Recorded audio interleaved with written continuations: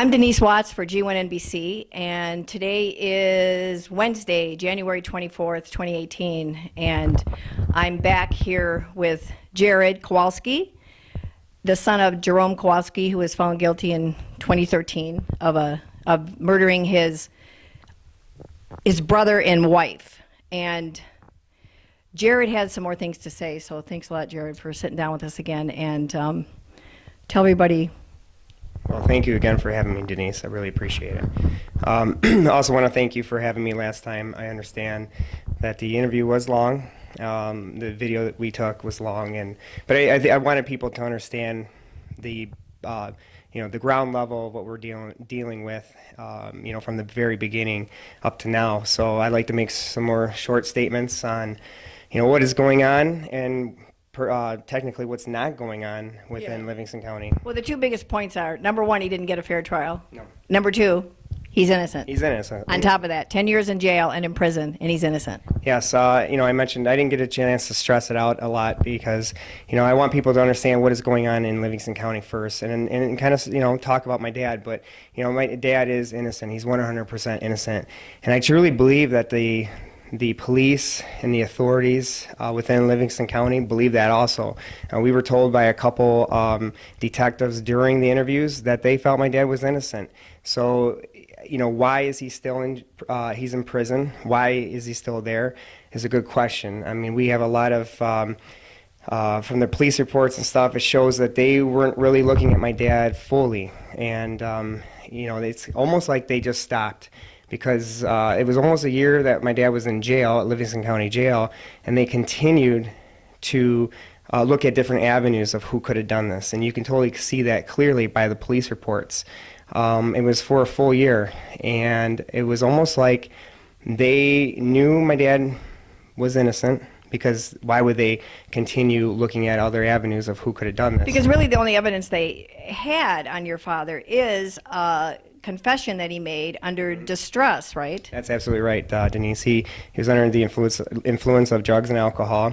They pressure him 16 hours of interrogation without representation, and then Furlong, the one who had the affair with Judge Brennan, he starts coming after, well, maybe, your son's Jerome, meaning me and my brother, maybe they did the crime, and my dad, once they started coming after us, my dad's like, look, don't go after my boys, and if you're telling me that I did this, then, you're the police, you're the authorities, then that's the kind of demeanor my dad had. And and your dad had no motive to do this. He hadn't even been to his brother's house in 10 years.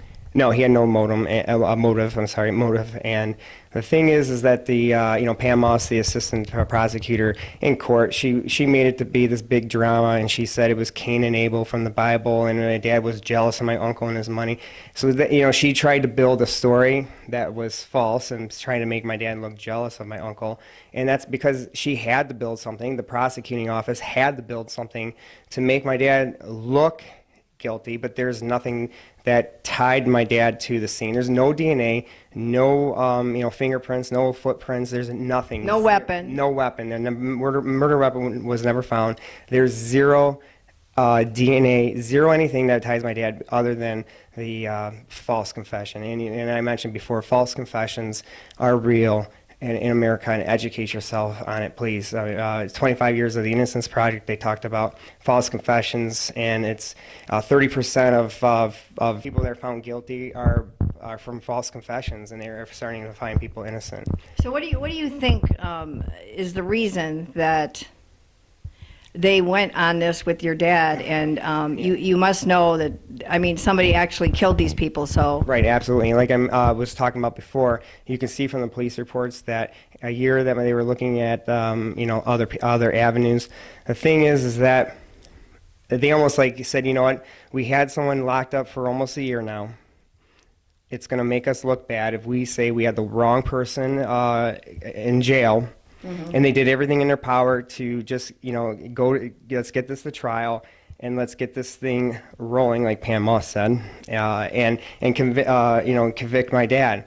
The thing is that what I see it as is the prosecutor, Bill Valancourt. That's the problem with our justice system in a way, that these are voted positions, and Valancourt It was up for re-election in 2014, and mind you, the trial took place in 2013.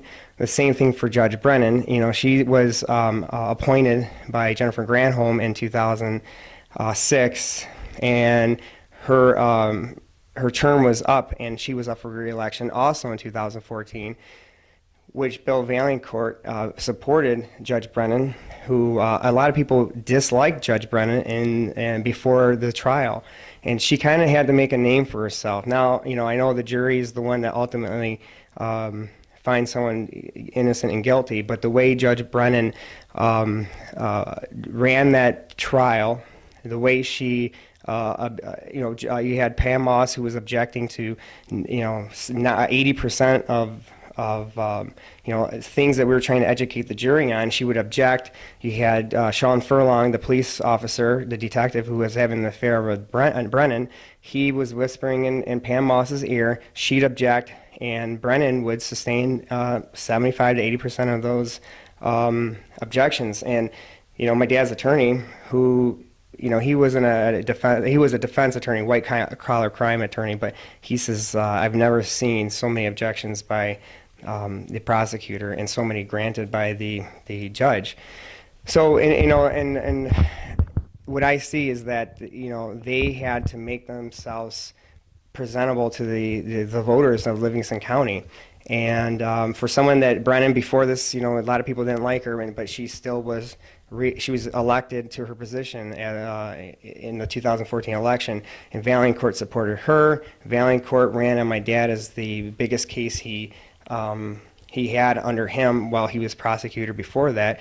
And it's like, that's what you ran on, Mr. Valancourt. You had zero DNA, zero evidence, fingerprints, nothing of my father. You had just a false confession, and that was your biggest, no murder weapon, and that was your biggest case that you ran on. And, speaking of Mr. Valancourt, the evidence is there. There's clear perjury between Judge Brennan and Detective Furlong. It's clear. They both lied under depositions. The phone calls, the phone records. We don't even know about text messages. Who knows about text messages and how that comes up? But we do know that they talked. And that right there is grounds for a mistrial. Absolutely, that's grounds for a mistrial. And Mr. Valancourt, who I mentioned before in the video, he's part of PAM, the Prosecutors Association of Michigan. He's the vice president. And what they do is they uphold the laws, new laws that. And he informs other prosecutors of other counties, and he makes sure that they're upholding the integrity of the office of different counties. So he has the responsibility, and he took the oath of the responsibility of a county prosecutor, and he's basically just sweeping this under the rug and allowing other entities such as the Judicial Tenure Commission or the Attorney General or the Michigan Supreme Court to take over. But he does have the right, because he knows that it's what is happened. It should grant my father a new trial, and he's refusing to do anything. And he made comments in the Detroit Free Press this past summer. He says, I was the first to bring this to the authorities when I heard about it. You did not, Mr. Valancourt. We have the letter that was addressed by Mr. Tom Kaiser to your office, and 4 days before the trial, when we were trying to recuse Judge Brennan from the case, and Judge Brennan, nobody wanted her to recuse herself, and Mr. Valancourt and Pam Moss were in court, and they said that they see no reason to investigate the relationships, because the relationships were known back then. Before the trial, that Brennan was having an affair or basically unprofessional relationships with each other. So they knew about it in 2013. For you to make those comments, Mr. Valancourt, is asinine, because you did know about it and you refused to do anything, and it's because of you why your county, your office is in this big mess, because you, like Pam Moss said in front of Judge Reeder, you just wanted to get this trial rolling, and that's how you treat a man's life, or a man on trial for a double homicide. That's how you treat it. You just want to get it rolling. Because of that, you created this mess. Well, you have other things going on in being investigated right, Jared? Yeah, absolutely. I mean, we have different, of course, studying from the police reports and other things that we found out and other things, yes, we have our beliefs and of... And who did it, right? Yes, on who did it. And we have, but, you know, without that, going into that, it's, you know, my dad is innocent. Obviously, we want to prove my dad's innocence. But it's more than that also. It's to find justice for my uncle and my aunt, you know, because someone did this and they deserve justice just as well as my dad deserves to be free. Well, thank you, Jared, for sitting down again. I know this must be awful hard. I can't imagine if it was my father. Right, and again, you know, I said this in the last video. Mr. Valancourt can, you know, back up his statements that he made in the Detroit Free Press, and he also we asked him why he supported Judge Brennan in the election, and he said, "Well, hindsight, if I would have known about this, I wouldn't have supported her." Really, Mr. Valancourt, you did know about this in 2013, and you still supported her. So I welcomed him to a townhouse meeting if he would like to do that.